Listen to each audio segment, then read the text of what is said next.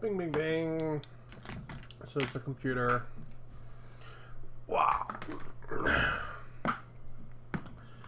All right. Let's make some space.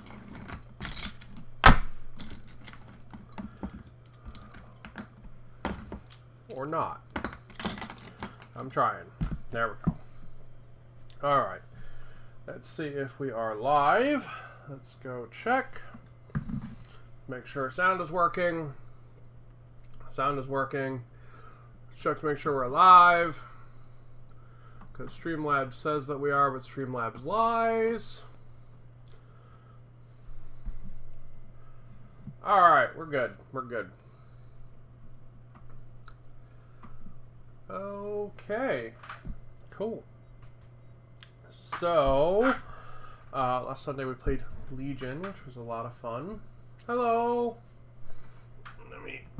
There we go. It's all better. Today I didn't really have anything planned, to be honest. So, probably just gonna work on finishing up some hobby projects. So I'm going to swap over to this other cam and we're going to take a look at some stuff.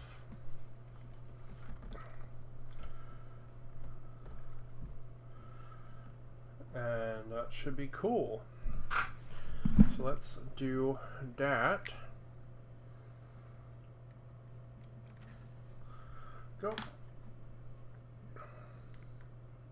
Okay. Whoopah. Alright, there's the other cam. Cool. Okay, so I finished up the bases for these guys. These are my sort of bog, Sylvaneth, right kind of things. According to Valheim, these are Grey Dwarves. But they have neat little swampy bases now. So I finished all of them up. So they are ready to play Warcry next time I get to play. I'll take the trees out and see what the tree men can do. I'm just trying to show off the very light layer of resin on their bases. It's a little hard to see on camera, but they got their little reeds, which were all cut from a paintbrush. Yeah, they're pretty good. I'm very happy with them. So they're just, I just painted up the like Sylvaneth Warcry box, the standalone box. That's how I got them. Oh, let's show off the lady. She's really cool. Yeah, I like her a lot. Her pose is cool. She's got the bird skull, which is rad. But yeah, very fun. I'm happy with them. So they're all done. So they're gonna go on the shelf until I get to play Warcry next. I've also been moving forward with testing out my new scheme for my tyranids. So here they are. You can see the shiny bits on them. The shiny bits there on the back.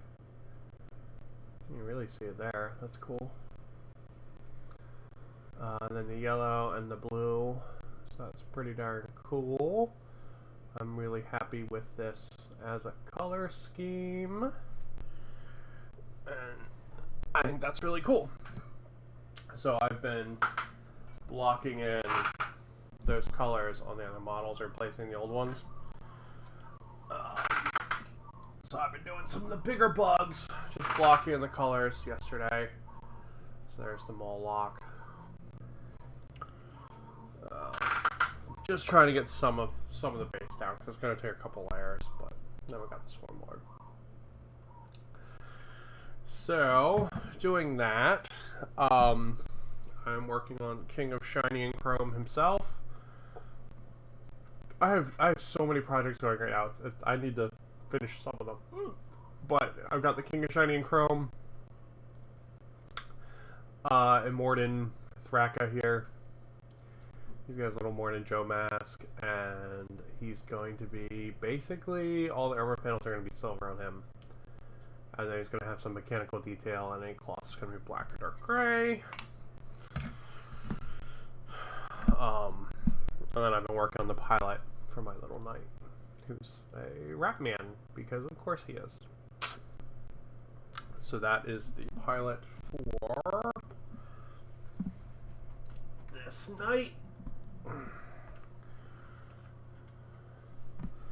This is my workhorse war dog knight. He's not a war dog, or warhound. No, he's not a warhound. He's a war dog.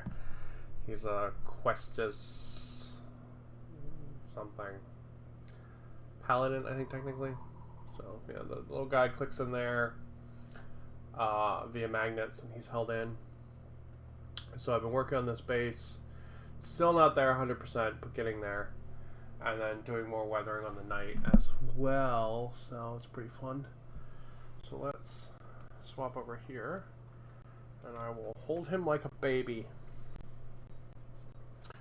Oh, does that work?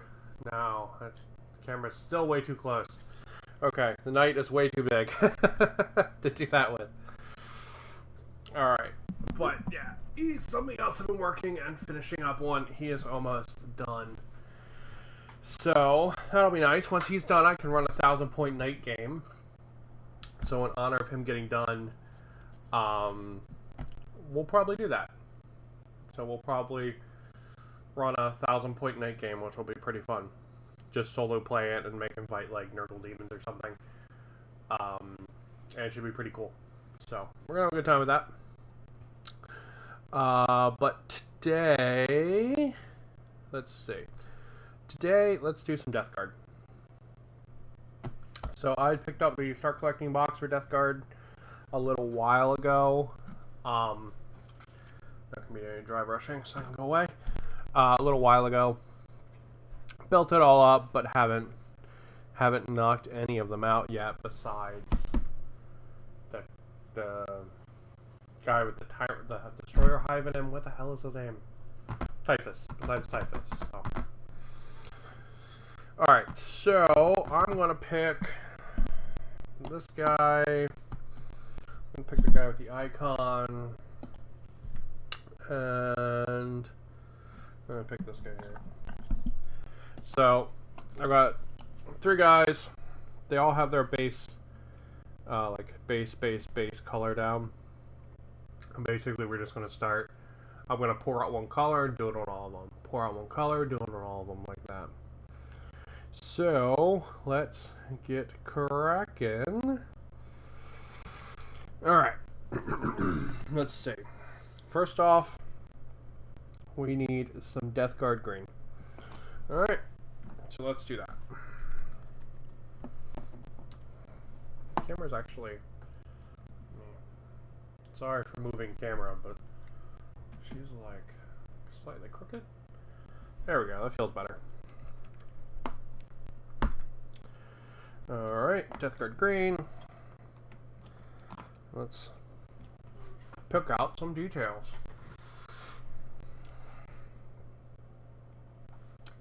So, I do love the Deathguard. They were one of the first forces I picked to play Kill Team with.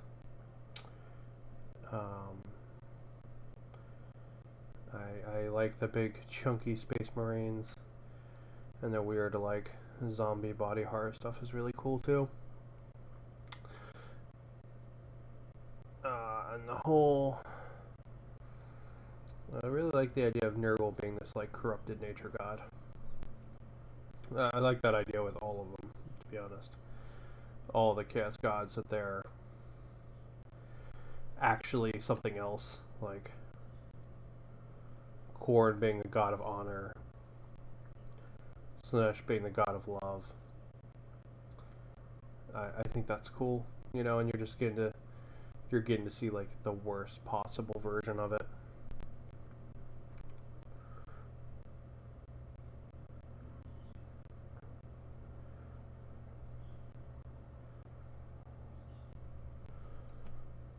And I think that idea is really neat because it like, God, these guys have so many tiny details. But yeah, I think that idea is a lot of fun because,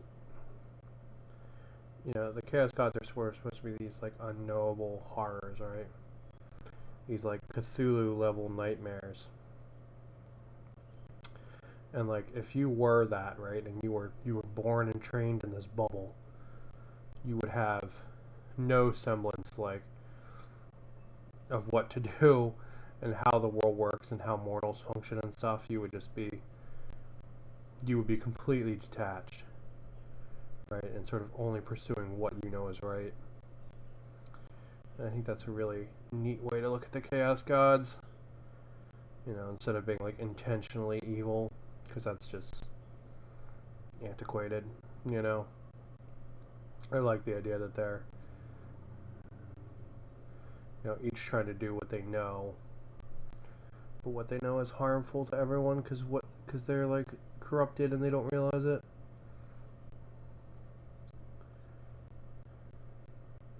I think that's a cool concept.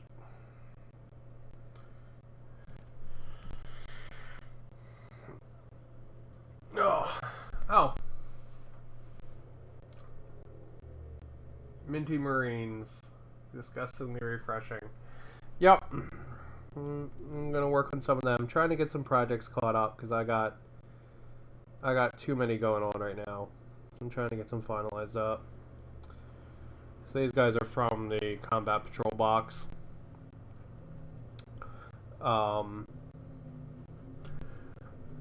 They might actually be too bright to see on camera, which is indeed a problem with them. But they're from the Combat Patrol box. Yes, you have a very loud truck, mister, across the street. Which I mainly picked up for the HQs and stuff, for Typhus, and the fact that it was just a really good deal, and I was excited. I don't really need more Plague Marines, but it's cool. They're really, really nice models, and I got to fill out my ranks with, like, unit types that I didn't have. So, you know, for example, like, if I wanted to run both, you know, a couple of squads, I didn't have enough flamethrower guys or plague spewer guys, so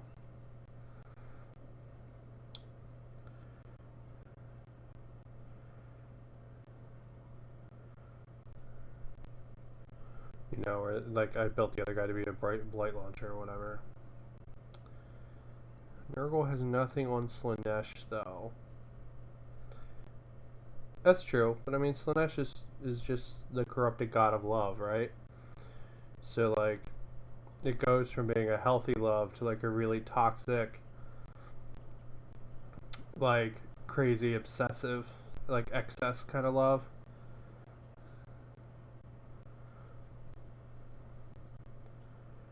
And Tzeentch being the god of ambition. And honestly, TTS explains it better than I do. They did a really, really good job of it in one of their episodes, and I was like, I love that so much.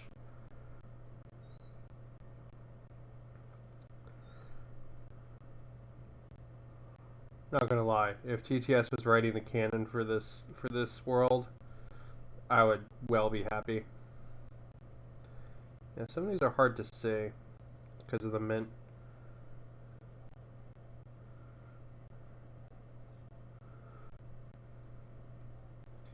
Maybe we'll swap over to doing the tank instead, because these are a little hard to see. Yeah, they're little. Yeah, I like the spewers. They're cool. They're really fun in Kill Team. I haven't actually gotten to play Big 40K with the deathguard yet, so I'm excited to get to do that. And I've got, you know, technically field maybe 2,000 points of them.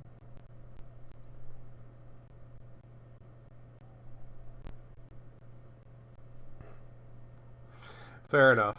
I mean, I was homeschooled, but I mean, hey, maybe high school has that many ashless chaps. I don't know. Which, by the way, congrats on the Sigvald. He looks very nice. I saw you posted a couple photos of him.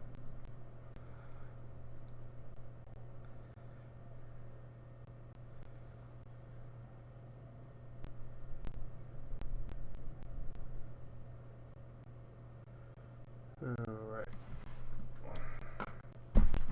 let's do green on this guy, and then we'll probably swap over to doing the tank, because I think these guys are a little hard to see on the camera with the mint, to be honest. So we'll swap over and work on the tank I have for them.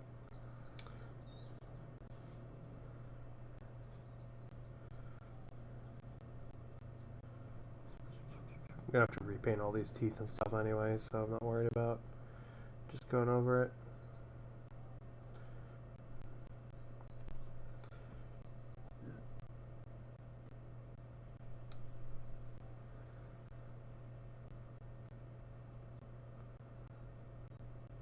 But yeah, all the new Slaanesh stuff came out yesterday, and it all looks very, very cool for Age of Sigmar. One day I will probably... Oh, we got a lot of text.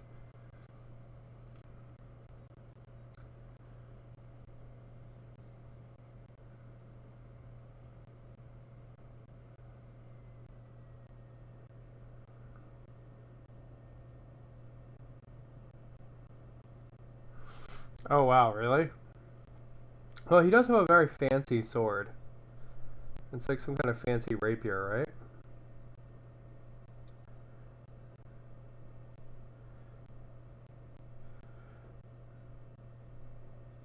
Yeah, I mean, once I get my Tyranid stuff painted, I think I'm at like...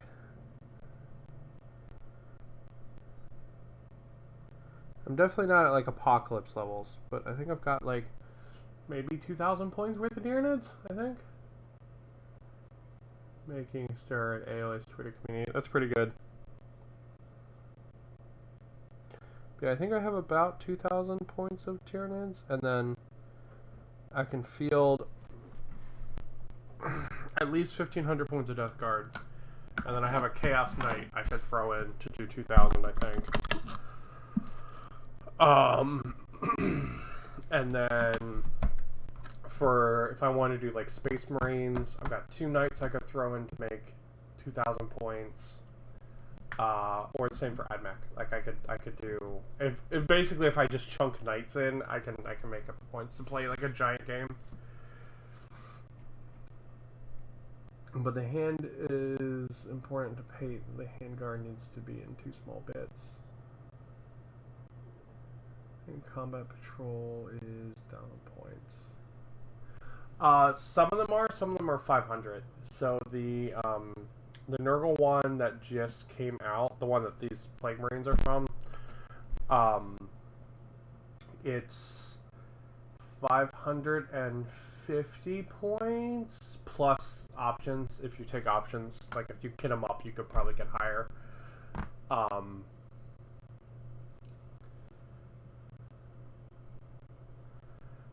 I know, right? I mean, that's... I'm gonna have to repaint that eventually, unfortunately. But I mean, here's the start of my Morning Joe. Here's the start of my Morning Joe Gazgul Thraka. So he's gonna eventually be shiny and chrome. But right now he's just sitting off camera. Alright, so let's work on this tank thing instead, because I feel like the Marines are a little hard to see today. Alright, so we need to pick out... God, camera, what is up with you? Back up some. Come on, you're killing me here. Oh, I see what it is. It slid more to the right today. That's why. Okay. I'll just keep that in mind. Alright, let's work on the tank today. I'm not feeling working on the Marines. Okay, so let's get... We need our Copper Bell. which is a mess of a color, but it's what I got. So I'm going to work on this. Alright, let's pick this middle thing here out and do this in Copper Bell.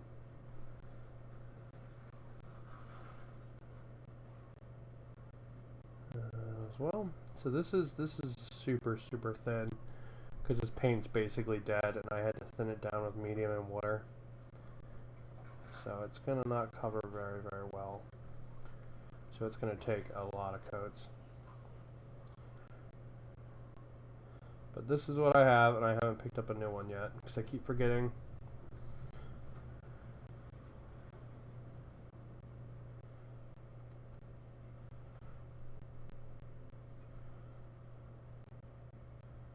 But we'll go ahead and we'll fill that in.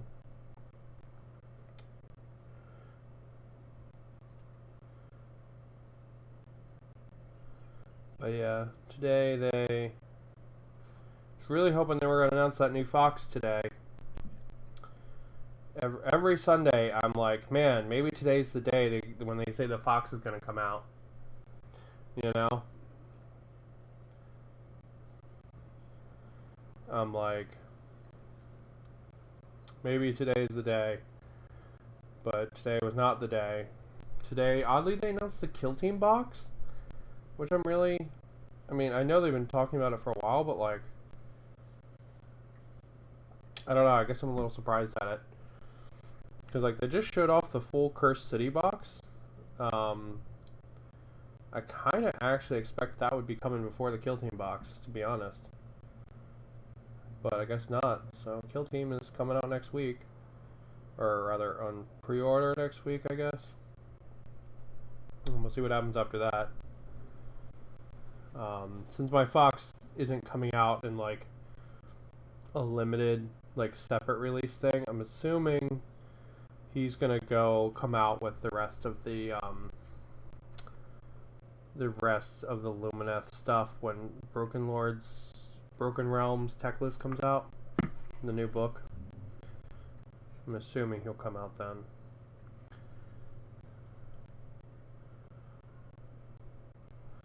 I'm assuming, I thought they would also do those fancy war battalion things for Broken Lord's tech list, but I guess they're not going to this time.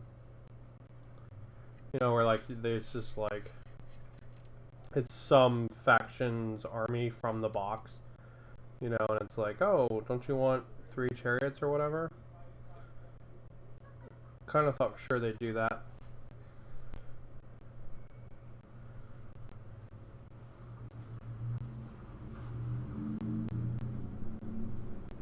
But I guess not. Alright. So, pick out some more of this. Just try to get that color blocked in. I'll have to come back and hit it with coverage once it's dry a little better. But I just want it blocked in. Alright. You mean that flying airbender elf? No, I mean the horny fox. Yes, technically it's an elf. I will not be using it as an elf. It's going to join my Skaven army. I'm so fucking hyped for it. So they have what I'm assuming is a character in Overlord Dwarf. Quests, AOS, and they're witch hunters. Yes, it is. It is AOS. The story in this one is anyway. It also means that we actually have werewolves.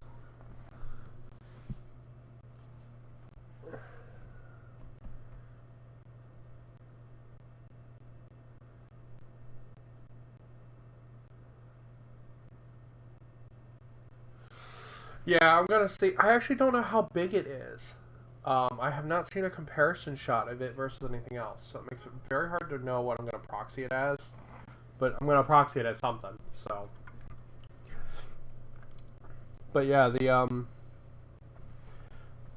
let's start painting in some of the gears and stuff here.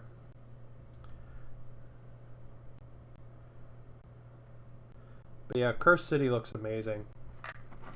As long as it's not like $1 billion, I'm definitely gonna pick one up. Just because I saw that big werewolf thing and I was like, oh my god, I want to paint that so bad.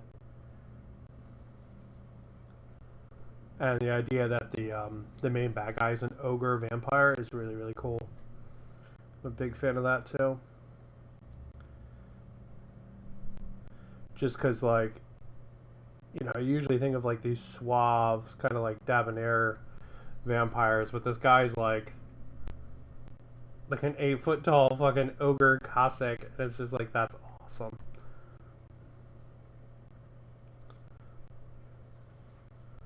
It's just super, super, super cool.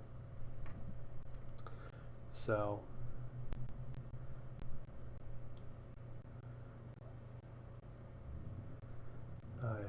that's really neat. And the like half-born or whatever they're called, bloodborne I think they're called. The like little werewolf vampires are also amazing.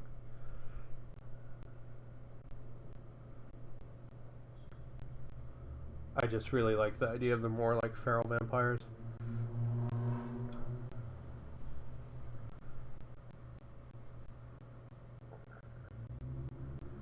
Go. There we go.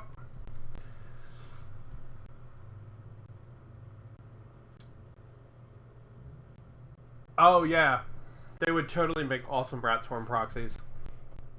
100% agree. Especially since they're like undead and stuff. It's so freaking cool. And then playing the game itself with me once it comes out and the models are simple painted. The game itself looks really cool. It's similar to Blackstone Fortress game. I played Blackstone Fortress once in bed, but it was really great. Hell yeah, dude, we should totally play it.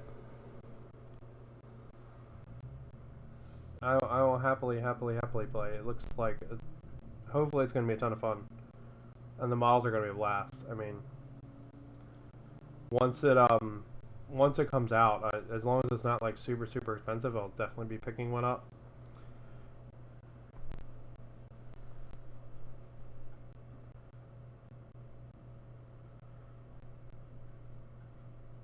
I mean, it has like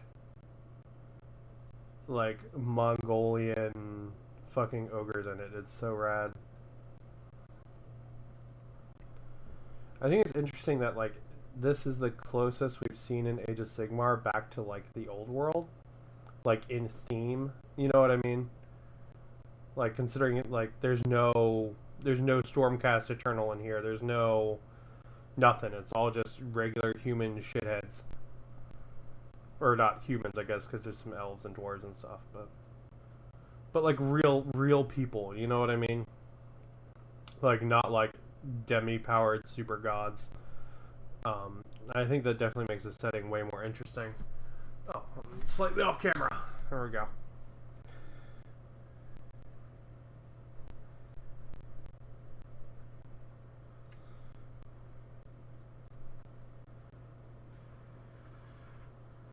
But yeah, I would definitely be interested in playing it when it comes out. If I'm being completely, totally honest, I'm trying to get a bunch of these little projects done so I can pick the box up when it comes out and just focus on it. Like my Tyranids and the Orcs I have, they're not going to get done. But like this deathguard stuff that I picked up on a whim, you know, the base for my Knight, my Star Wars terrain, that kind of stuff I would like to get done before it comes out. Alright, let's paint this gear down here too. So I would actually like to pick out some of these in another color besides brass, but then they won't really match my army, which is kind of annoying. So I would like to like pick out some of this in like rough iron or something, so but then they won't match, so they're going to be slightly more monochromatic than how I paint nowadays.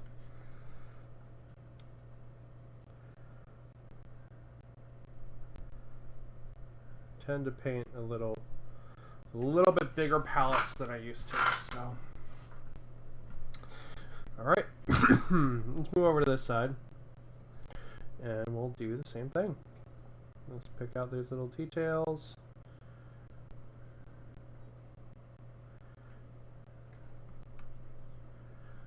We're on camera.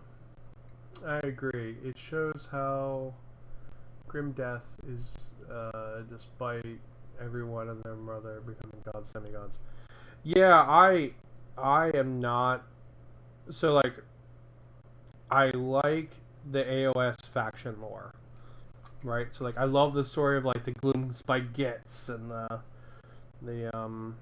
what are they called? The Flesh Tear Courts, and I love that lore, but like the like overarching like story that's happening with all the gods and stuff, I super dislike. Like I don't care. I don't care what Marathi's doing. I don't care what Teclis is doing. I don't care what Sigmar's doing. Like, I liked the story better when Sigmar wasn't a character. When they didn't try to make the Chaos Gods characters, right? I like the 40k approach to them, where they're so large and unknowable that if you see them, your body's literally going to shut itself down. Like, you cannot comprehend them because of that's how like massive they are and how powerful they are and how just like out of this world they are. Like, you know, when Fabulous Bill meets Slanesh in 40k, his body literally starts turning itself off because it can't process what it's viewing. And like, I love that. Like, that's what I want, right? Like the so large and unknowable that it's horrifying to your very existence. You know, I don't want this, oh, we can just trap one of these in a bunch of chains. You know, oh look, this magic elf's now a god for some reason because she was really angry. I'm just like, nah, bro, I'm good. That's not for me.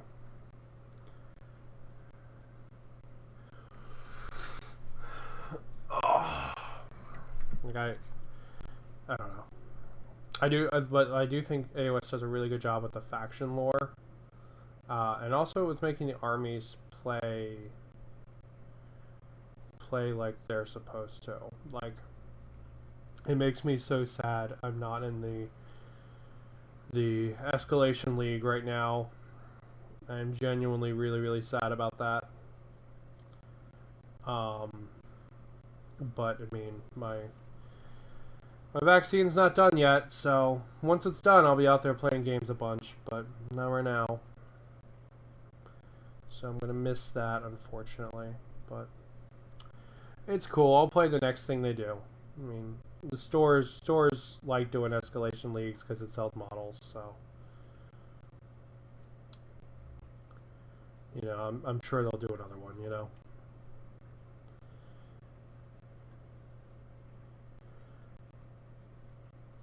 But it worked really well for me because I really like the small games. I'd rather play a bunch of small games in an afternoon than play one really big game.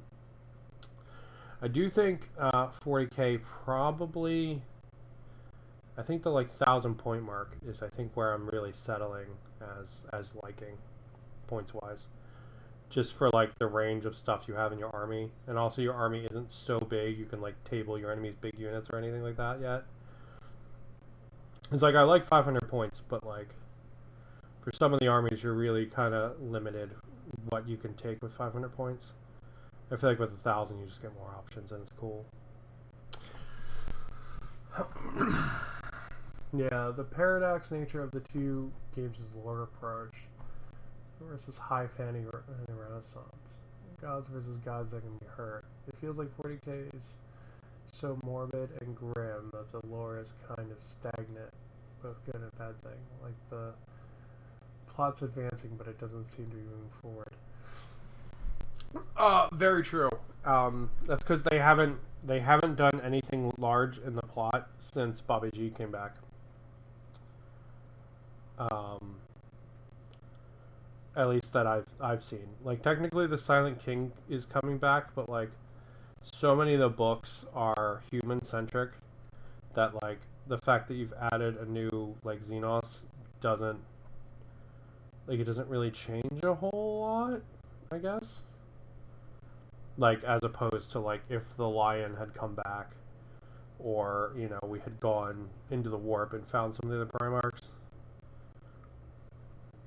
If I'm being totally honest, whenever they bring back the Space Wolf Primarch, if he's not just a giant fucking wolf monster, I'm going to be so disappointed. Like, if he's just still Angry Viking Man and he's not this like hulking like berserker wolf creature, dude, I'm going to be legit disappointed.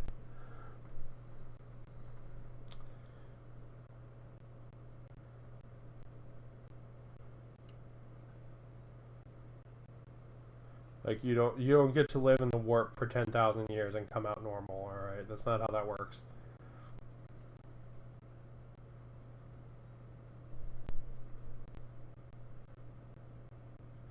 But yeah. Like, the point of the 40k lore is to be stagnant, right? Like, it's showing the hypocrisy of a lot of the systems of, like, religion and, like, government and stuff. But, like, you also need to move some stuff forward. Like, the world needs to still feel like it's turning. Otherwise, you don't see the stagnation, right? Like, if people aren't moving forward in that time, you don't realize how stagnant the government is. You don't realize how stagnant their oppressive religious thought, oppressive religion has created, like, stagnation in thought. You know what I mean? Like, you don't see those. But the stories are fun. The last book I read was the Belisarius Call book, and it was really good. I super enjoyed it. I read it during quarantine. I really need to pick up another one. I've been wanting to maybe pick up a Tyranid book.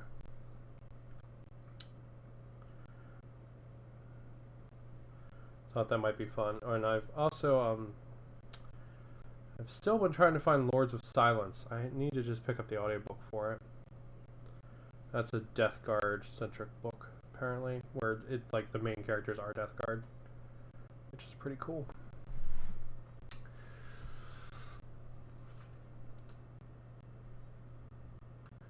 More active and it's progressing. Things are changing and people, things are accomplishing acts. Yeah, that's very true.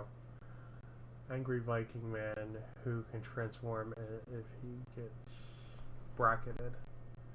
Calder Drago. Instant sarcasm. Yeah, I mean, so have you seen? Okay, so speaking of giant wolf creatures and people transforming when they get bracketed, I have a Horus Heresy White Scars book about Jagati Khan and his views and psychers for an idiot or whatever it was. Interesting. Yeah, I haven't read anything about Jagati Khan.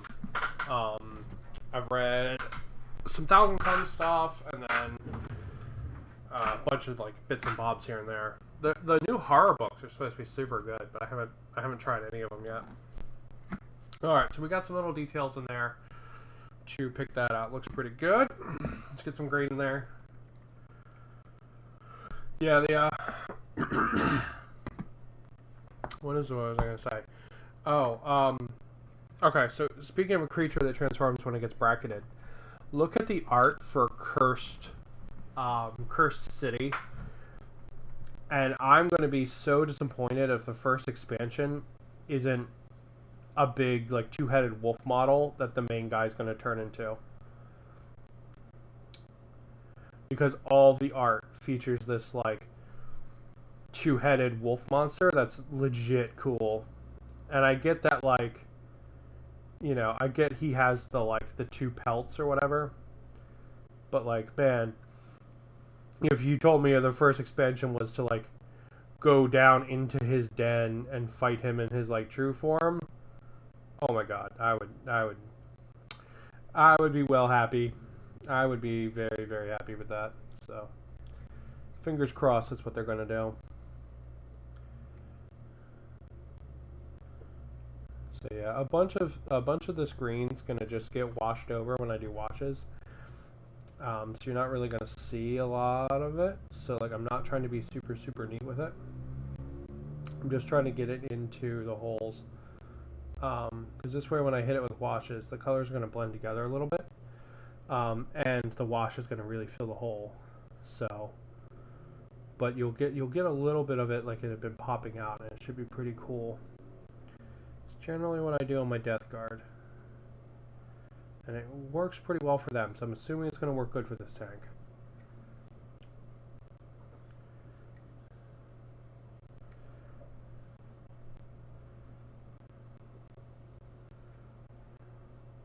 Oh, that's where the cannon goes. Yeah, I have all the guns off and magnets.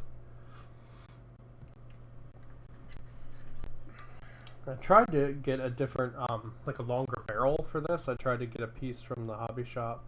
Not the hobby shop, the like a hardware shop, but it was too thick. It didn't work. So I'm gonna look for something else. But I like the idea of this tank having a little bit longer barrel. It'll make it look more like an artillery piece. I think that's pretty cool. There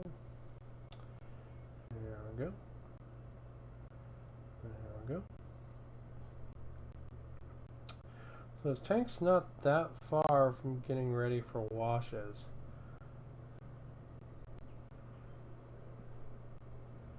And stuff. Because it'll get washes and then it'll get some scratching. And stuff like that. A little bit of rust probably. Weirdly, I don't tend to do a lot of rust on my deathguard stuff. I don't know why. You think I would. You think they would be very, very rusty, but for some reason I don't. Go. Just filling in some of these holes. We're going to have to touch up the green because the sharp points probably will have worn off just from me handling the model a little bit. So we're going to have to touch the green up before we do washes and stuff. But we need to finish some other stuff up first anyway.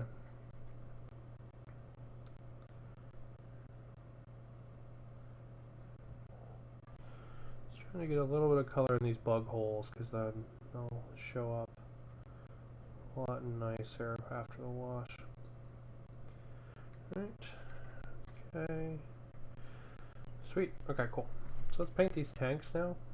I'll paint them in green as well. And again, this paint's super thin, so it's going to take a couple of coats to go over the metallic. Just because the metallic's going to show through it because it's very, very, very thin. There we go. We'll paint down here too. And we'll keep the holder metal, so it'll provide a little bit of a nice contrast for us looking at it.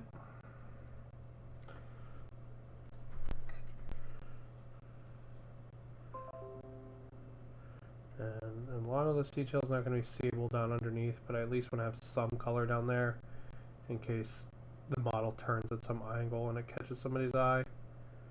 Go.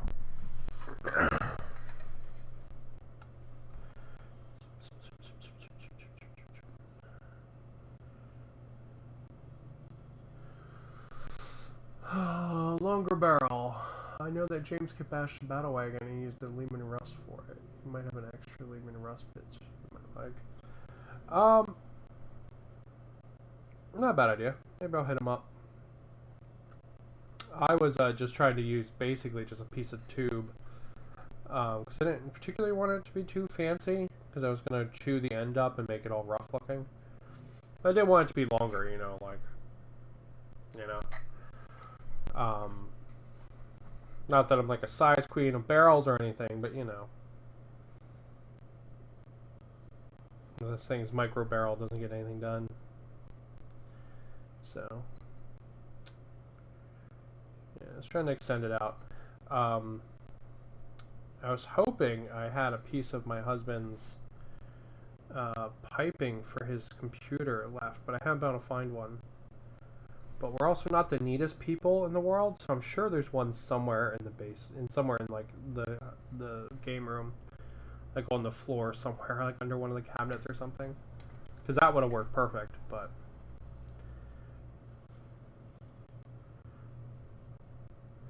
I didn't think to grab some when he was doing it, and I really should have.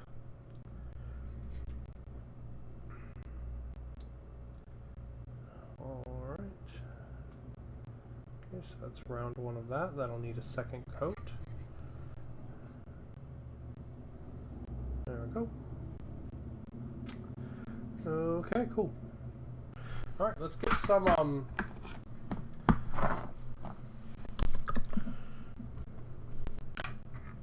so we've got some of the Scribby Bell here. We're gonna have some on the front, but there's none like. Oh, I broke that. Crap. There's none like back here in the gun. So let's figure out a way. Let's figure out a way to get some into that. Did I break? Was it this one? It's that one.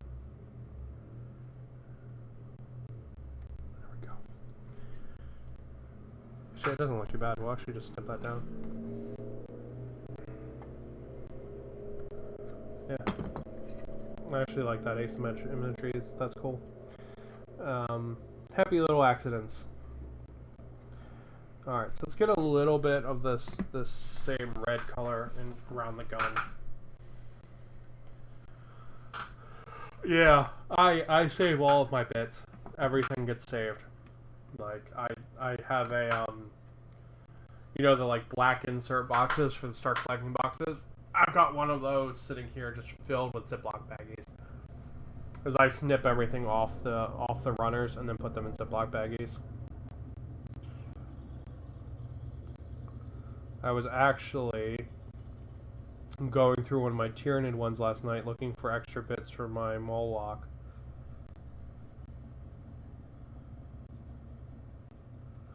Am I on camera? Yeah, okay. I'll grab him while I'm talking about bits once I paint this. There we go. So, that's my Tyranid bits bag. It's like all the extra bits. But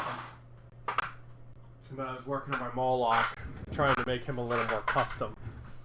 So I gave him some more little clawy arms there on his chest because I thought that made him look extra gribbly and gross. I thought it looked pretty cool. I think I want to do something else with the mouth. I feel like something's missing. Like maybe I pull that tongue out and sculpt my own tongue or something, but I feel like something's, like, he's supposed to have a piece of, like, webbing here. I didn't put that in because I didn't like it.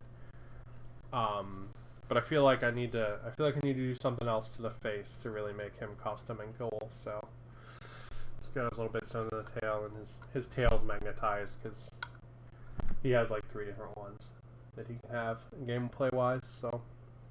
But yeah, I feel like I need to do something with the tongue. Something in the face. So, but I liked all the extra claws on the chest. Thought they were fun. Just try to make him like extra kind of gross. So.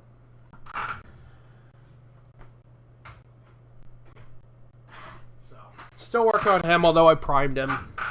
After Christmas, I was super anxious to get a lot of them painted that I didn't spend the time like customizing them I normally would.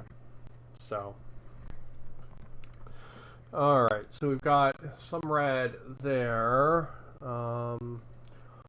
Let's put a really beard. Let's put a really tiny bit back here. We can probably get this thing here in red. Don't want to do a ton back here, but I can pull a couple things out just to make sure that color moves around the model and isn't only in a couple areas. Let's pull this grayed out too in red.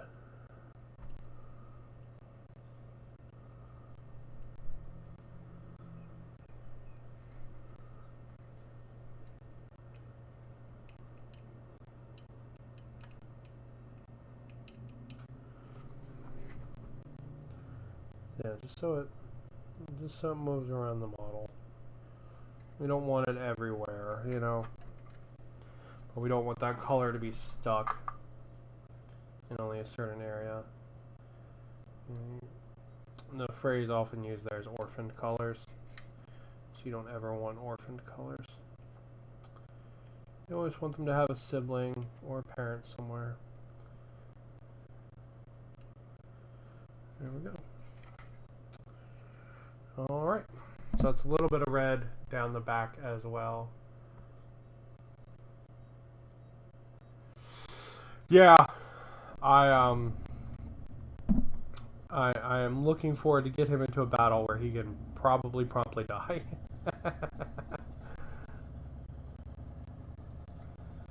He's kind of like a rocket, it seems like, where you fire him off into the battle and then he dies. Like, honestly, because he's sort of this like one shot, I do think points wise he's a little expensive. But oh well. Oh, speaking of that, apparently a lot of the Tyranid models are actually GW order only, unless you want to pay like twice the price on Amazon. So I'm going to be putting together a GW order in March for some GW only stuff, and then waiting like 2 months for it to get here.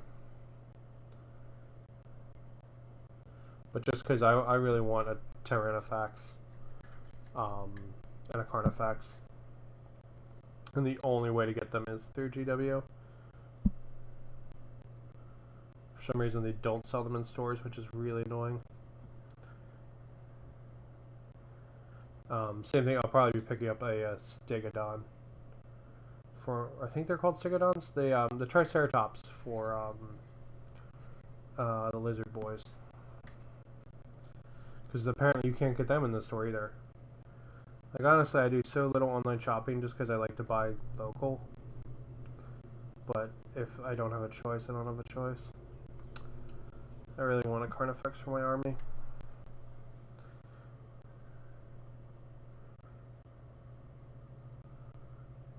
I really like the Carnifex with the little gun arms. I think that's super cute. It's this giant hulking monster and it has like these 4 little tiny arms holding guns. I think it's like the cutest fucking thing. So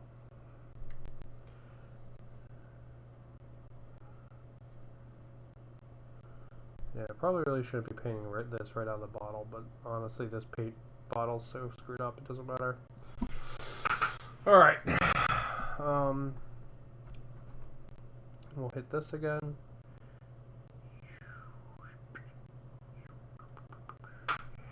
Okay, and we will hit the front here again. You can see where, because it's so watery, you can see the adhesion pulled it away from the edges in some spots where it works sort of like a wash.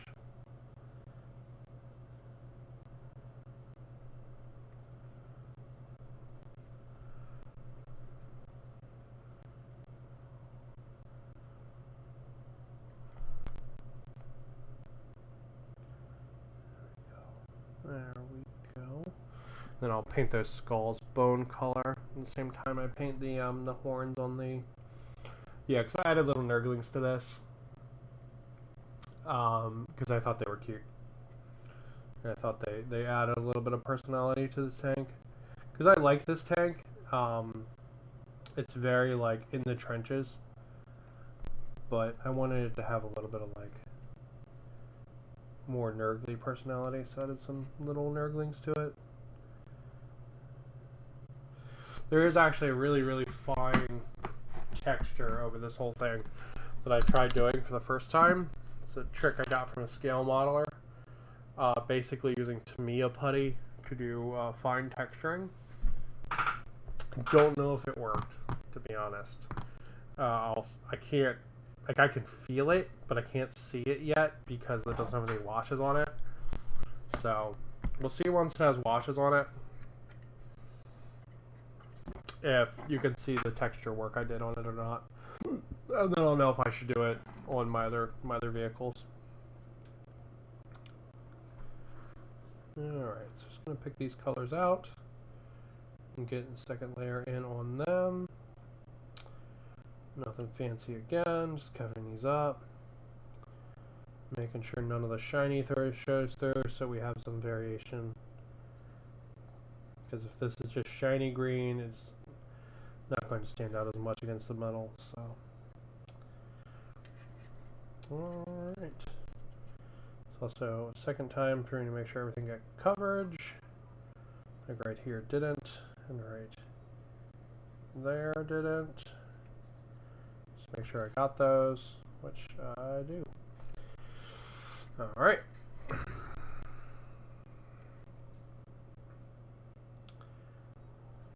Soup. Super. So I am going to 3D print a base for this guy, because I know they're not supposed to be on bases, but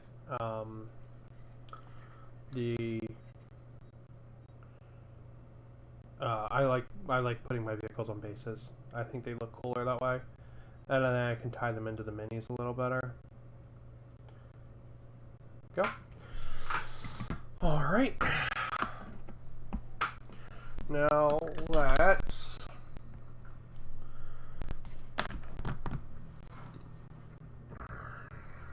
okay, so now we are trying to figure out what the next step would be. It's probably painting the metal, to be honest. It's probably the metal and then the green and then the darker green trim. That's what I'm assuming we should do. And then the silver on top of that. Alright, so we're going to be using two different metal colors here. Lead Belcher for the more like tank parts, like the heavier pieces. And then we're going to be using gunmetal from Army Painter for the slightly shinier tone. So like you can see there's a difference between like this color here and this color here. That's because one is from Army Painter and one is from GW. They're just super slightly different.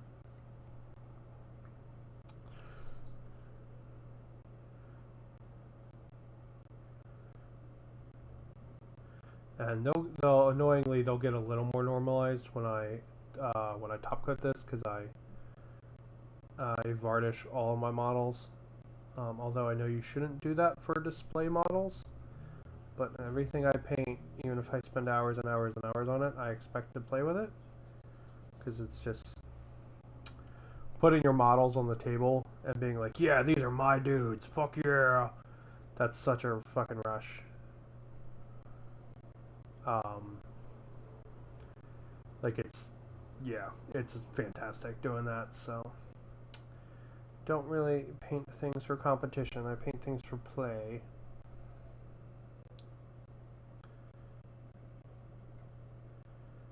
So everybody will get varnish.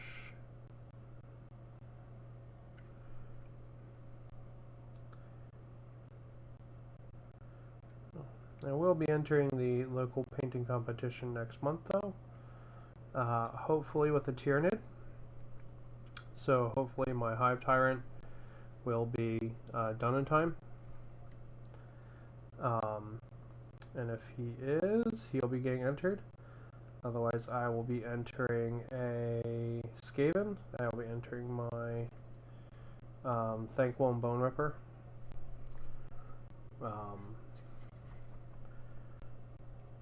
If he doesn't get done in time.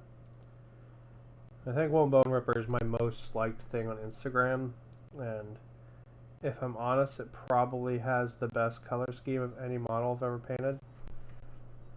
So if I can't get my other guy done in time,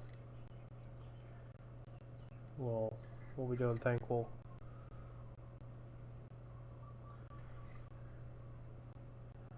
I was joking with the store. I was like, oh, I'll just bring my whole Knight army in. And while I think they would be fine with that, it also kind of feels like a dick move. Just because, like, that's so much for them to, like, have to store and stuff. I say that like I have a billion Knights, and I do have a lot of Knights, but I technically only have 4 of them painted. I mean, I guess that's 2,000 points worth of knights. But it's not like I have, like, you know, 10 of them or anything like that.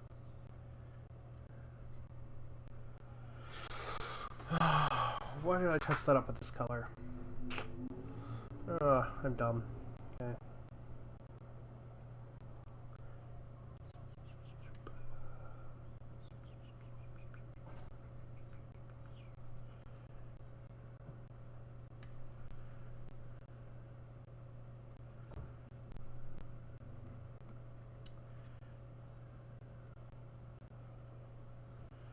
There we go. Just walking through, touching up bits and bobs as they catch my eye. Should probably be doing this a little more uniformly, but it's okay. Go. Alright.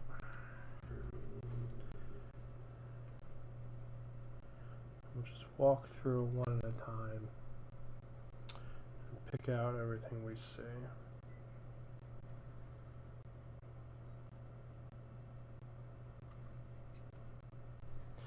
Okay, now let's paint the exhausts here. I think that's what these are, at least.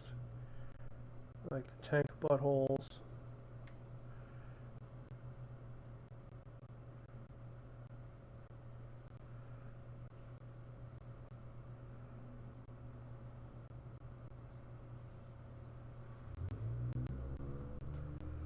Nope.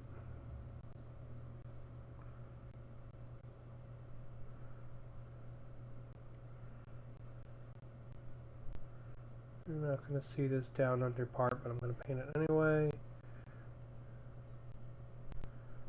I mean, this guy will be on a base. I am going to 3D print him a base.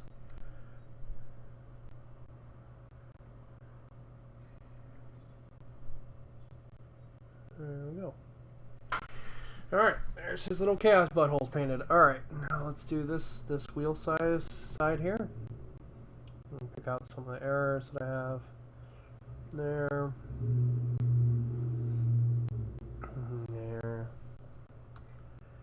Okay.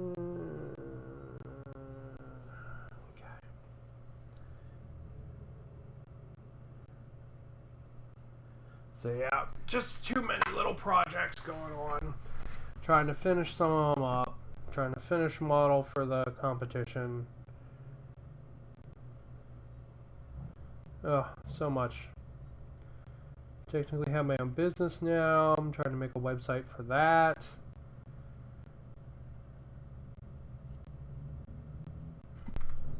And man, just trying to play Valheim with my friend on the weekends.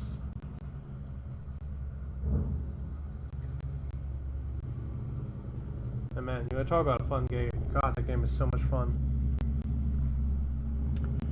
It is a really, really, really good time.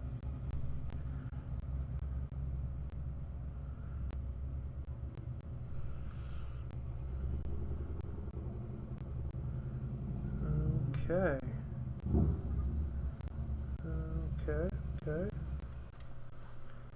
Alright.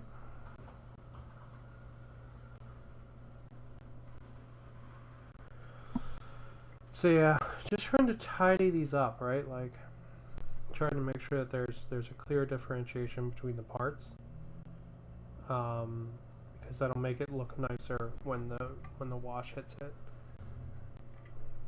Because the wash is gonna blur the lines a little bit, right? Like it's gonna sit, because I'm gonna apply it very heavily, like I do with all my deathguard. It's gonna sit between everything. It's gonna sit between the different pieces, and it's gonna make a little bit of a line there.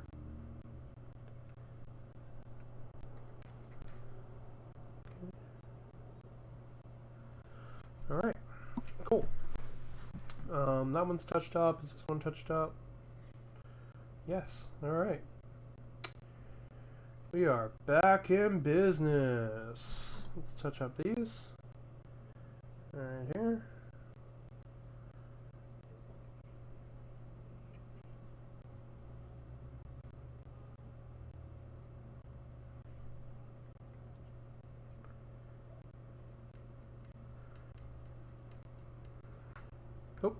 That's me punching the camera.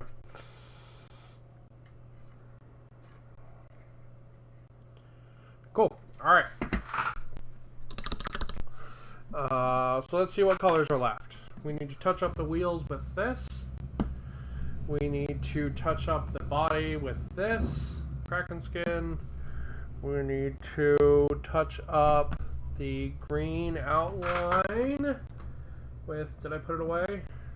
Elemental Bolt. The Nurglings need their horns painted and teeth painted with skeleton bone. They need their eyes painted with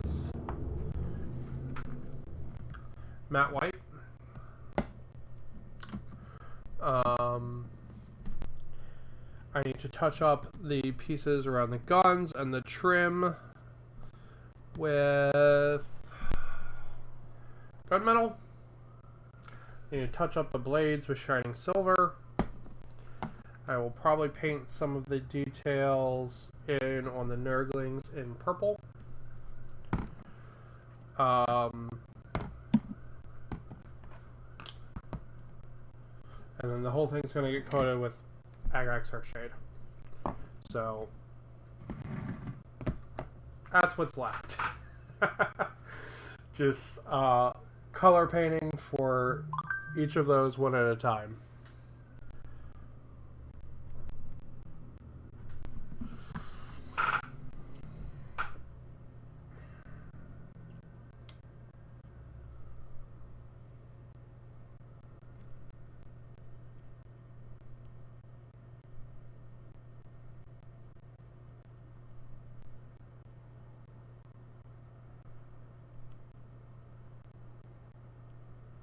Sorry there. My friend is like, what time do you want to play Valheim? And I'm like, whenever you want to play Valheim. Like, I already hit my hour, so I am good for streaming. But you know what? Since she isn't ready to play,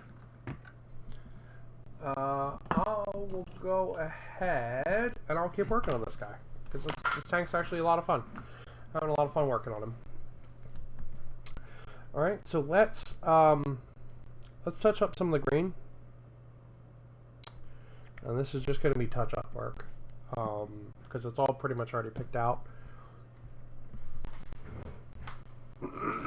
We're just touching up the areas where, while handling it, I wore it down, or areas where you know, it's not covering good enough. We're going to swap to a bigger brush.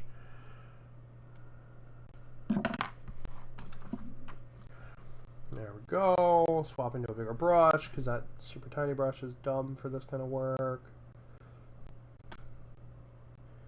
Right, like finishing up, cleaning up these lines here, cleaning up these lines there. Stuff like that.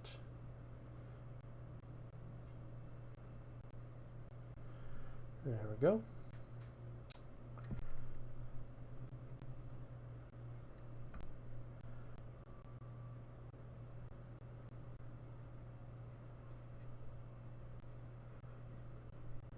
So yeah, just because I'm like manhandling him and not putting him like on a paint handle or anything like that, the edges are always going to get a little scuffed just from holding it and stuff. Since it's not varnished yet, and I'm not being, you know, super gentle with it. You know, this guy's just been bouncing around on my desk. It's not even like he's been anywhere special. He's just been hanging out on my desk while he waits to get painted.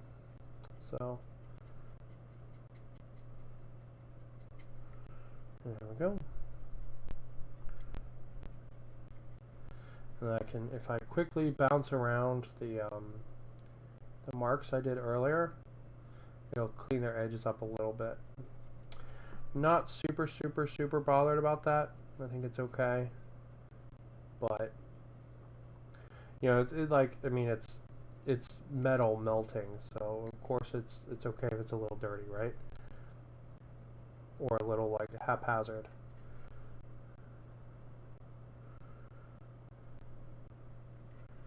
It would be weirder if it was uniform, to be honest.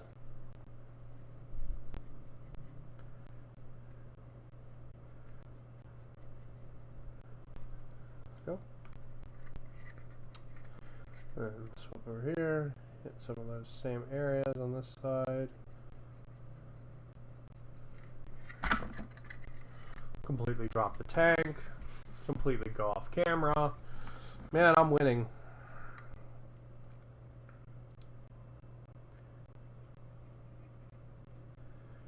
So, yeah, next week I'm going to try really, really hard not to buy anything new, but it's going to be a... damn. No, I got to touch that up still. It's going to be a tough week next week, so I see the hobby shop in my future most likely. I'm going to try really hard not to buy anything new. But yeah, next week I have my interview for my job change, which is exciting.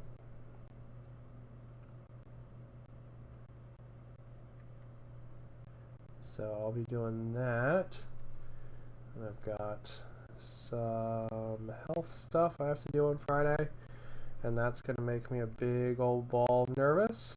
So expect a I'm being crazy stream on Friday, probably where I build something that I just bought, if I'm being totally honest. That is probably a thing that will happen. And yeah.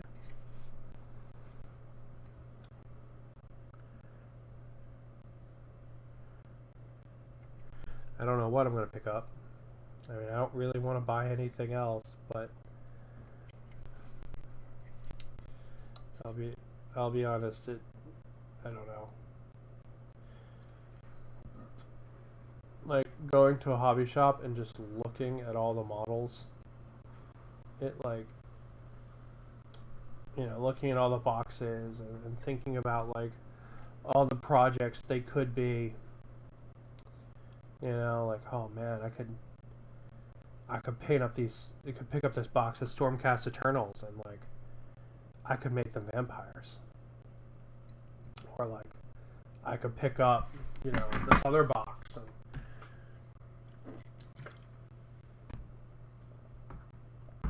thank you. Yeah, I mean, I think I'm literally like the only person applied. It's just I think this interview is just a formality basically. But I still am a little bit of a wreck about this kind of stuff, so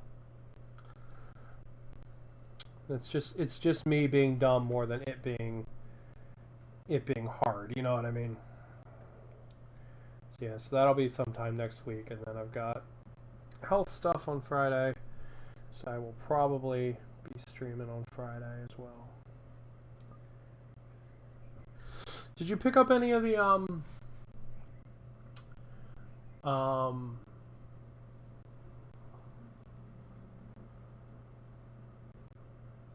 the one with the 3-point landing?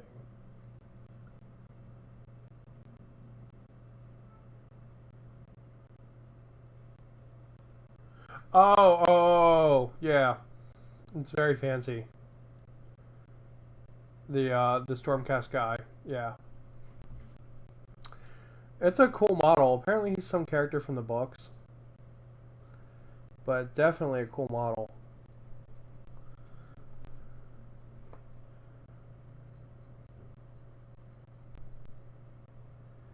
I actually, I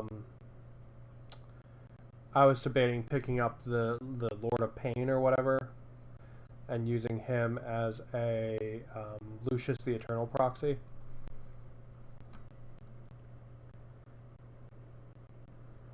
Because I think he would make such a awesome Lucius the Eternal proxy.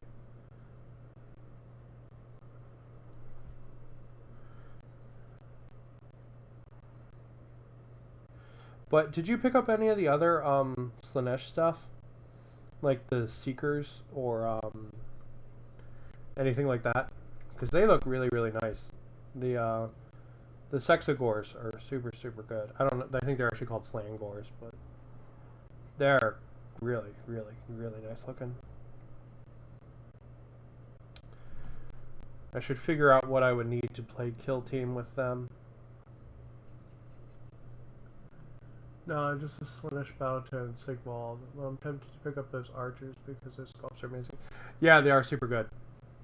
I like the new horses a lot.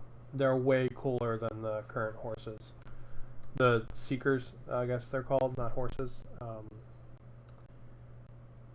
I like them a lot. They're really, really, really cool.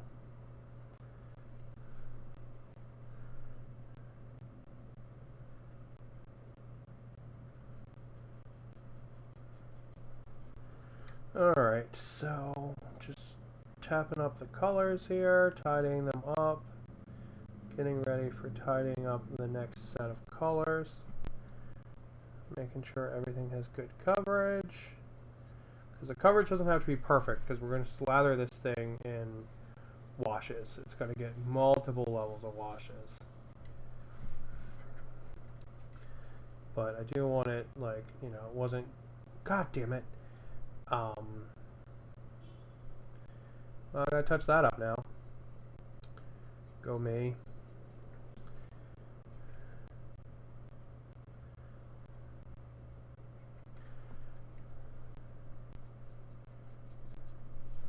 Well, gotta wait for that to dry.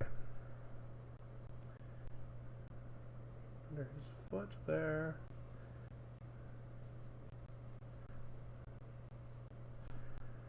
Alright, well. Add another paint to the list.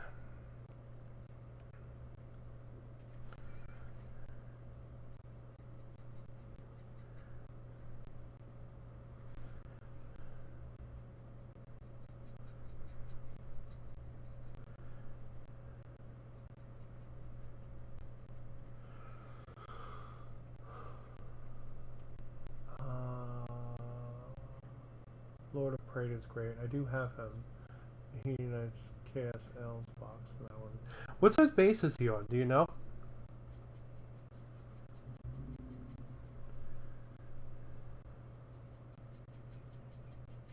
I'm assuming it's a 40. So I'm assuming he would just straight up proxy in as Lucius. Just like the screwed up face and the big blade on the back,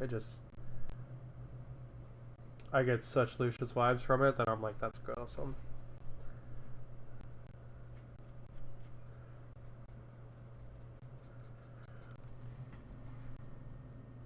Oh.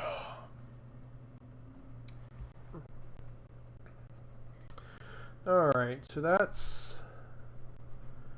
I'm sure I've missed green somewhere. Because there's so much of it on the model that I'm sure I missed. Yeah, see, like I missed this here. Touch that up. Spin it around. Touch it up down here as well. Yep.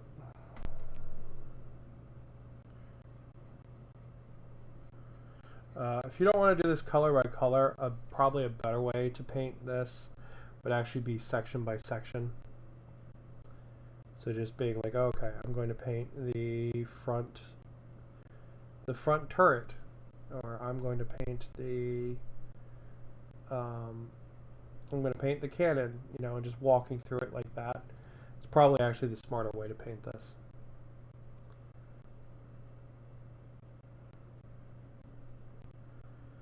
There we go. All right. Let's touch up. We'll set that off to the side so it's good for now. Let's touch up that gunmetal in a couple of places we need to. So just army painter gunmetal. Instruction booklet for the dual box we split. The factions all came in one book instead of two, which sucks. Oh, really? 32 for him? He seems so much bigger than that in the pictures. I'm assuming the game store has him, because he came out as a standalone release, right? Yesterday?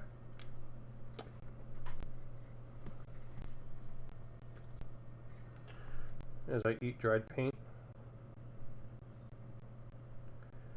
Go.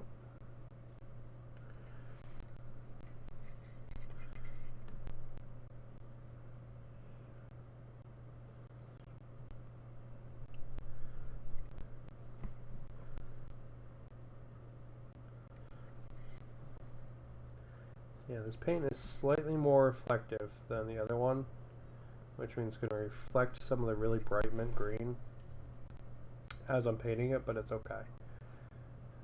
Just have to keep that in mind.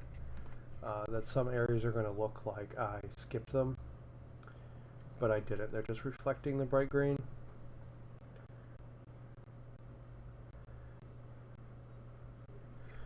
There we go. Okay.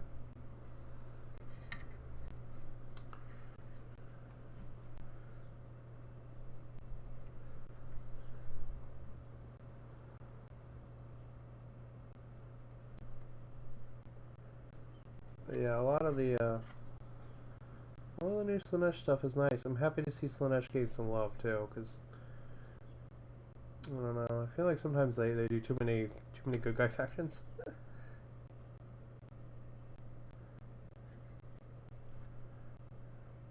Although technically there are no good guys in 40k or AOS. Well, there are good guys in AOS, which is weird, but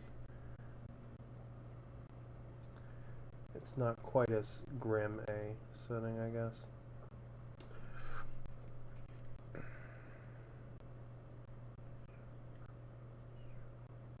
Just gonna pick out these little details here in the gray tubes.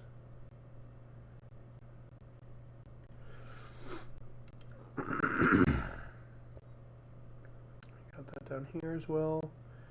Got some like fittings things that I can paint.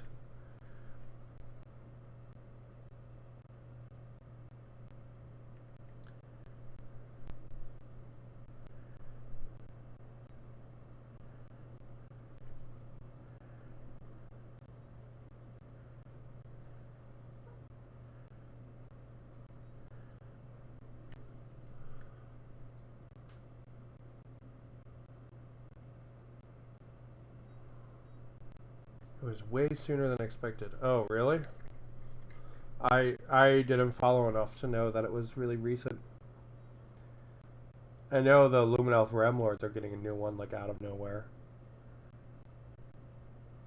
I mean, in fairness, they're getting, like, 20 goddamn models, so I understand why they'd get one so quickly, but, like, I could see that making people angry.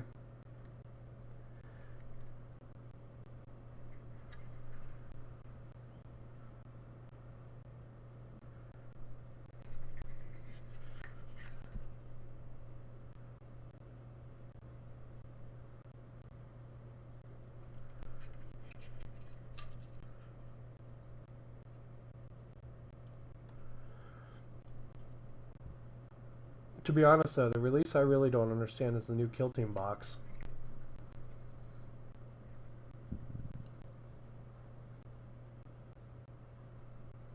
I don't understand that at all. Like, it's not Kill Team 2.0. It's just like an expansion for Kill Team. It seems very strange. Especially considering, like, 8th editions, or, 9th editions move the rules forward.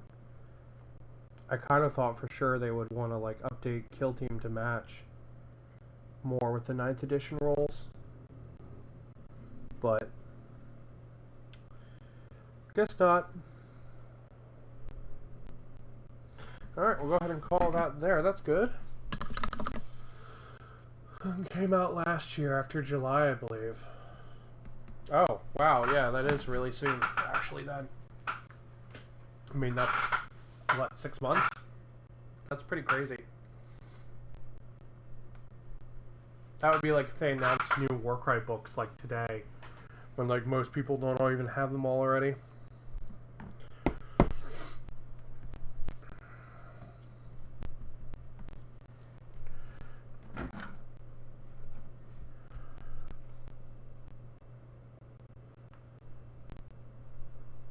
I wonder when the Luminelf Remlords... Yeah, it strikes me as very weird, the Kill Team box does. Like, I get that they, I get that they're trying to sell the heavy intercessors and stuff, right? Like, I get why that's why they're packaged in there. But, like, I love Kill Team. Like, Kill Team is my fucking jam.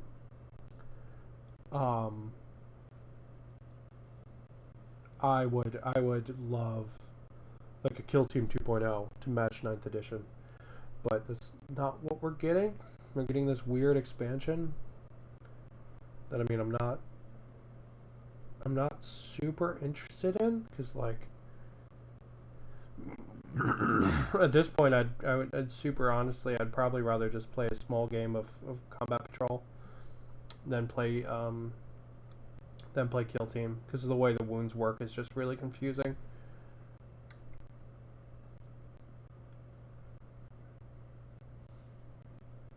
And I mean, honestly, like, they should just work exactly like they do in 40k, and they don't, and it's really, like, as a person who had never played 40k previously, it made a lot of sense to me, right? Like, I thought it made sense, and I thought it was cool, but now that I played 40k, I just want it to work like 40k. Like, I understand a lot of the frustration and stuff with it now, whereas before I really didn't. I was like, oh, you know, this is fine, it's just, it's different. But man, like, I just want it to work like 40k does now.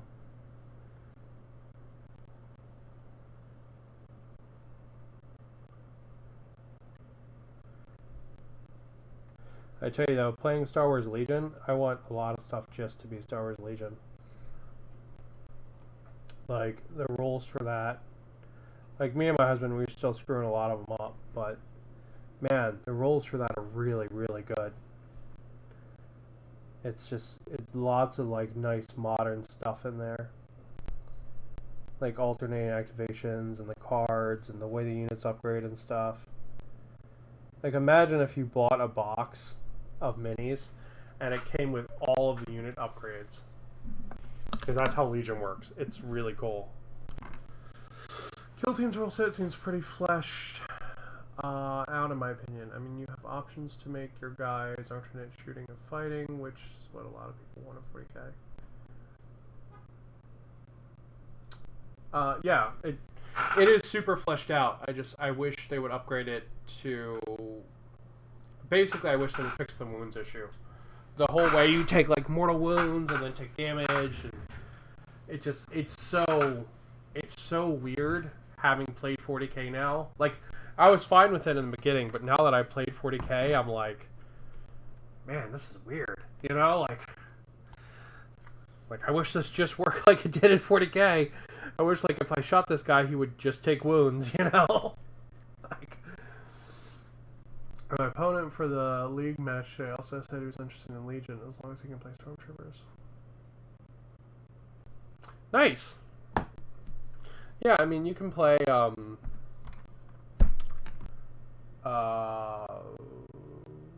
Empire. I mean, no idea what the hell that was. But yeah, I mean, Empire's a thing. You can play Empire, you can play Rebels. I've got clones and Republic. So like, if you wanted to give it a play, like, I've got stuff for 2 armies, you know, like I've streamed it with my hubby. So we could totally give it a shot if you wanted to give it a play.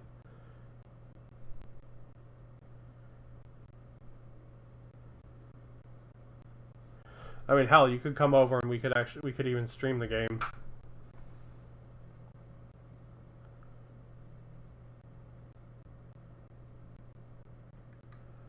Just trying to get some color in here on these eyes. I am not painting irises and stuff. 1, because these guys are little zombies. And 2, because fuck that.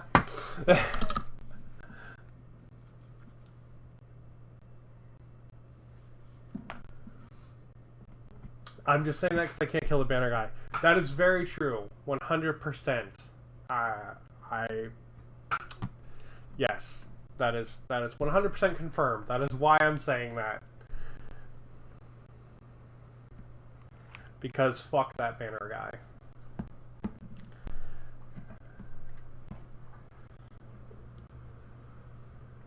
But yeah, to be honest, I wish, like, I see this Kill Team release, right? And I want to be more excited for it, but, like, I'm just not. Right? And, like, it's weird, because, like, I used to love Kill Team so much, but now I'm just like, man, I'll just play 40k, it's cool. Like, if I want alternating activations and stuff, I'll play Warcry. It's like... Warcry is my favorite game, like, hands down. It's my favorite.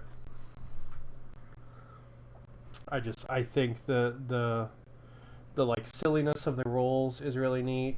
The way that the rules work with alternating activations and with the cards and everything. I think Warcry is the best game out there. I don't think anything compares to it, to be honest. Like, I like 40k a lot. I still like Kill Team, but man, Warcry is the best one. You mentioned transhuman physiology. It's like a 3-up. It's pretty busted. I do, however, feel like they decided to get another serve. Like Tau, which Warcry is very dynamic. Yeah, I agree. Well, your point about Tau is interesting because that's what makes Tau such a menace in Warcry, as opposed to other game modes. Like I think Tau are kind of considered a joke in 40k right now, but they're the monsters of Warcry. Like they are such a menace in Warcry. It's ridiculous. Not Warcry, Kill Team. I mean, like they are nightmare fuel in Kill Team. But everyone's like, they're garbage in 40k. Alright. God, I'm... Hour and a half. My camera's still going. God, I love this new cable so much. This new cable is great. Oh, I have to... Before I do that, let me pull it out since I already started. I gotta paint the skulls. Let me do that. That's why I got so much bone out. I totally forgot about it.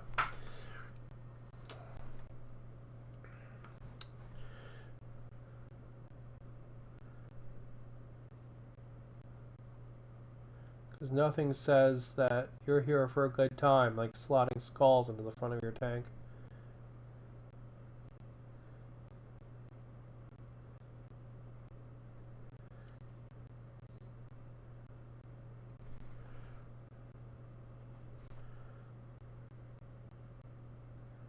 But yeah, Warcry is my favorite. The new Warcry books, they add so much to every faction. Like, I was really, really surprised there wasn't more. I think the fact that they all came out at the same time was a really bad thing. Because, like, I think if they had been split up from the Tome of Champions, they would have been better received.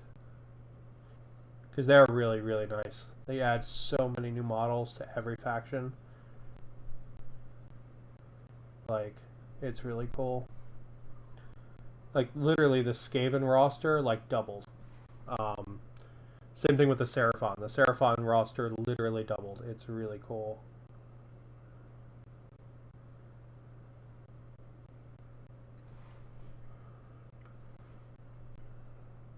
I mean, hell, you can take the, that, vagina mirror thing now that I can't remember the name of.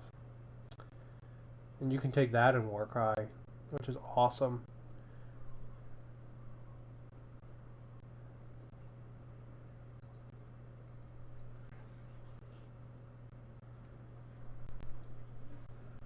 There we go. I've yet to see a Tau player lose in person.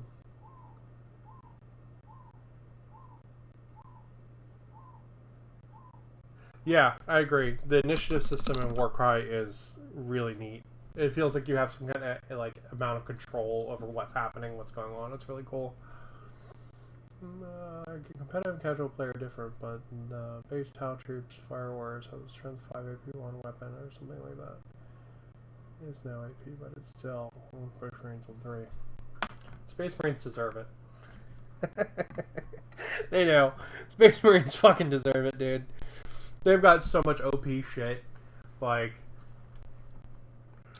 I say building deathguard because everyone's like, deathguard are the best now because Mortarian's OP.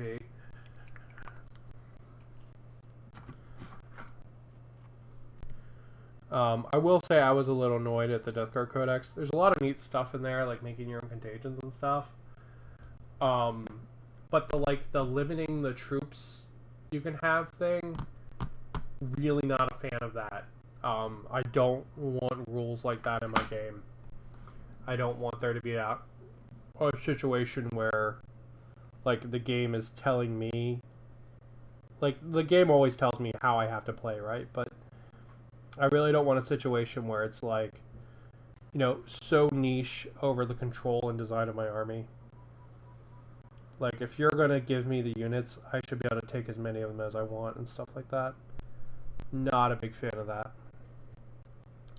Like, it would be cancer for my opponent, but if I want to run an army of nothing but poxwalkers, I should be able to do that. I think the fact that they added that rule in there is really, really shitty. And it does not bode well.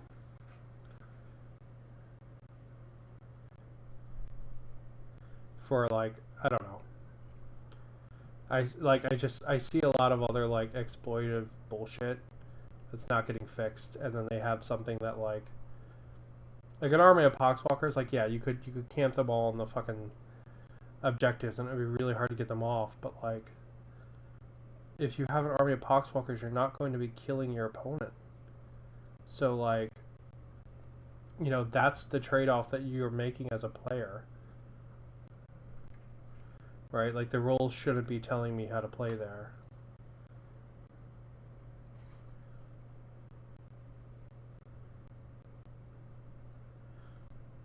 Alright. I'm actually getting pretty hungry. I wonder if my husband is ready to do some food. I will have to go and ask him.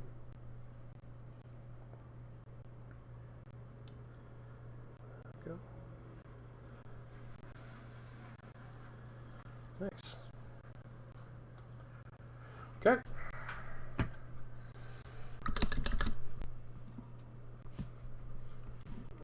Alright. Oh, I already got it out.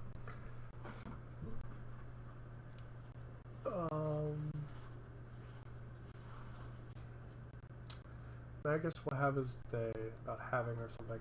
Oh, the Poxwalker and Cultist rules. So you have to have a unit of Astartes in the Death Guard to have a unit of Poxwalkers, which is, I don't have nice words for that. I don't have family appropriate words for Uncle YouTube for that rule. I think that's pretty much bullshit.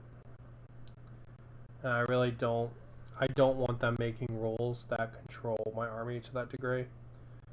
Like, if you're going to give me a really good, like, not even a really good, if you're going to give me a unit, you should let me use it how I'm going to use it.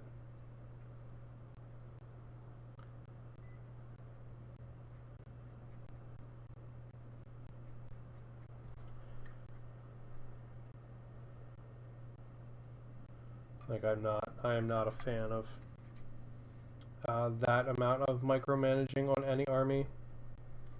Like, imagine playing Tau and being told, like, you can't have drones unless you have, like, a Riptide or something.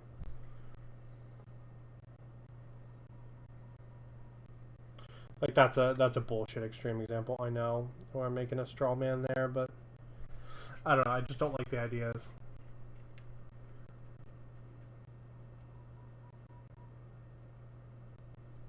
Yeah, I don't want them to tell anyone to that level how to build an army.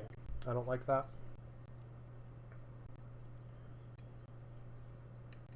There's no reason to paint that. And I mean, like, if I wanted, like, say I wanted to take, like, I don't know, a bunch of demon engines with my Death Guard, right? Like, that was my army. I just needed cheap-ass troops. Like, I have to take some Plague Marines now. And that's kind of lame. Am I on camera? Barely. Okay. But, I mean, everything else in that book is cool. It's literally that one line that's dumb. Oh, the disgusting and resilient change is stupid, too. Everyone's like, it's better against Marines. I'm like, that's nice, but it narratively doesn't make any fucking sense anymore. Like, zombies should be shrugging off small attacks, not big ones. Like, it doesn't make any sense. Like, I don't care if it's statistically better or statistically worse. I just want it to make sense. Like, for what the army is narratively supposed to be.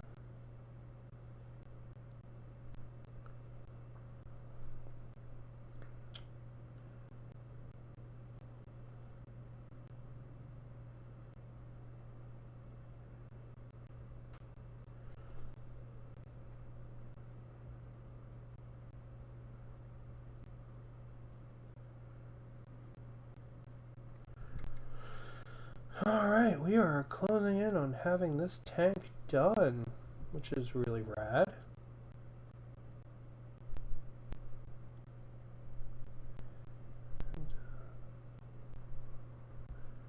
And clean up a little more spots, then she's probably ready for washes.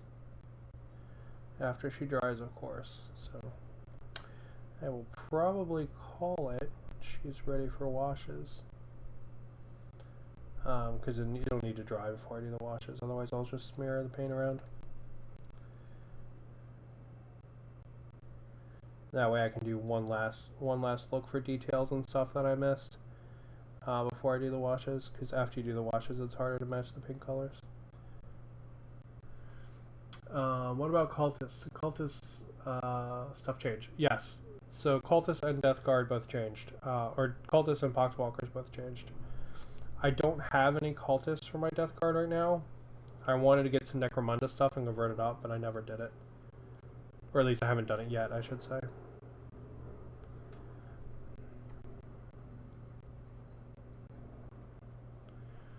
I think GW wanted people to focus on playing more Plague Marines rather than the zombies. What a meta change. My model, who knows? Yeah, I get that, but I also don't want them to tell me what my army's about. You know what I mean? Like, if I'm, like, super into one aspect of it, and I love the Plague Marines, don't get me wrong, but, like, if I'm, like, super into one aspect of it, like, I don't want them to suddenly turn around and be like, yeah, that's not what this army's about anymore, so you need to change your army. I don't like that. That's not cool. It'd be like if you were playing Tyranids and suddenly they're like, oh, Hormagaunts, Termagaunts, and Gene Stealers aren't units anymore. All of your infantry is now Carnifexes. It wouldn't be like that. That's an exaggeration. I'm just being a salty bitch, basically. It's just me being a salty bitch. That's all it is. Because I like the zombies. I think they're cool. And more important, I just don't want GW messing with the stuff that I want to do or don't want to do. All right. Let's tidy up some more of these.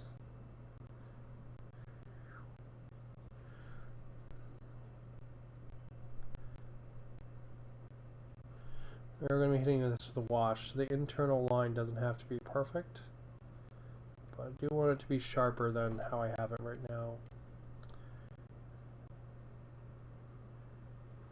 Go.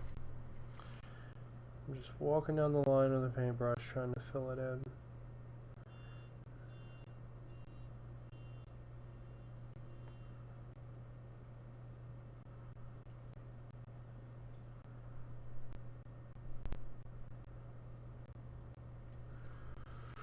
I was off cam again. It's a weird paradox because GW's been releasing rules to make custom factions like Tyranid Hives and Space Marine chapters. I like salt because all friends is a balanced diet. Yeah. Dude, have you ever been to the like 40K for Whiners thing? It's really funny. I've actually never been there, but I've seen a bunch of them show up recently on Facebook. It's some funny shit.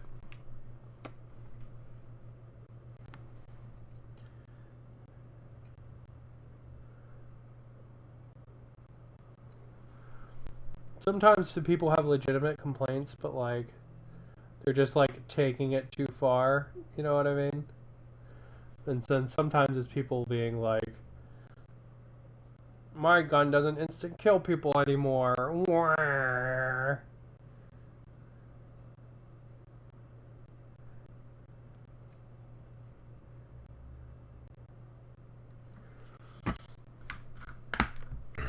Alright. Well, we have one more color to do, and then she's going to be ready for washes. Ben tells you to check it out. Ben is right. How is Ben doing? I haven't talked to him in forever. I miss Ben. I miss everybody. I haven't seen fucking anybody.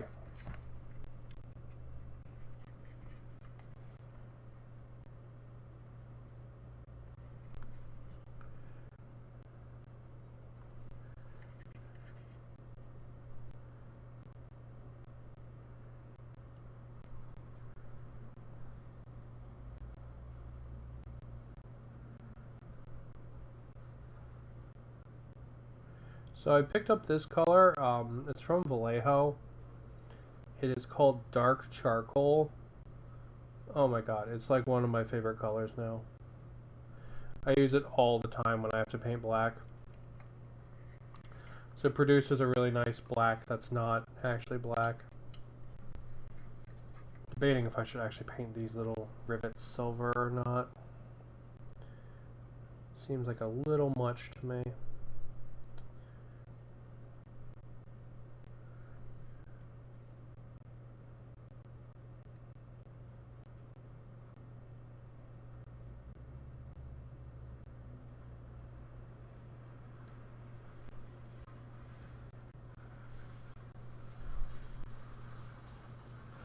Let's fix that one mistake I just made on the wheel.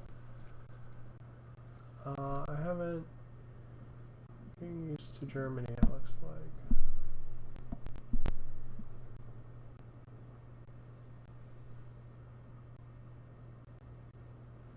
With anyone else outside of Discord other than Iris and James. Iris is doing well, just focus on classic, just about a motorcycle.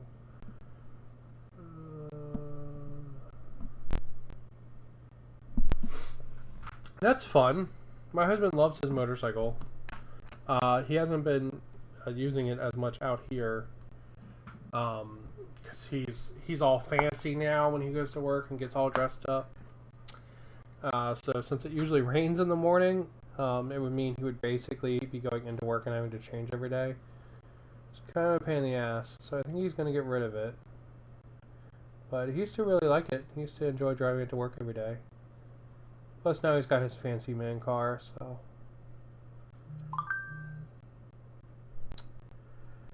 Alright. Well, that is me entirely painting this tank. So there she is. I'm going to be more open to coming out since she wants the vaccine to be sorted out first. But I think James is done to meet Nora once. Yeah, so I should, my vaccine stuff is all, I should have, like full immunity in the beginning of April. So after that, I'm pretty much down to play pretty much whatever. I'll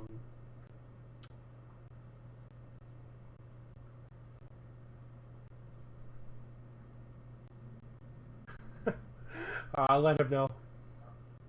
Alright, so there's my tank. The guns are still off to the side. I'll have to touch them up later. Because I have been streaming for almost 2 hours. So I'm going to set this guy here to dry, and he'll get washes tonight, and then I'll finish the model this weekend, which is very nice. That's good. That'll knock one more thing out of the shit I have to do, which is cool. So I'm going to set him aside, let him dry, and I'm going to call it there. Streaming for 2 hours. The camera hang out really well, which was nice. The charger worked really well, which is nice. But we'll go ahead and we'll call it there. And thank you guys for watching. And yeah, I get my second shot in March too. So it should be pretty sweet. And then I'm gonna give it like a month after that. I think you're supposed to give it like a week or two, but I'm gonna give it a month.